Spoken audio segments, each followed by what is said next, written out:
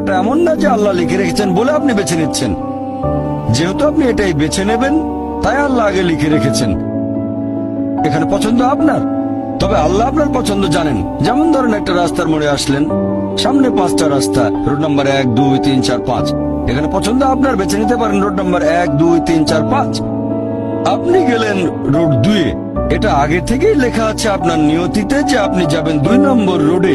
ব্যাপারটা এমন না যে আল্লাহ লিখেছেন বলে আপনি করছেন। যেহেতু আপনি এটাই বেছে নেবেন, তাই আল্লাহ আগে লিখে রেখেছেন। তাহলে পছন্দ আপনার।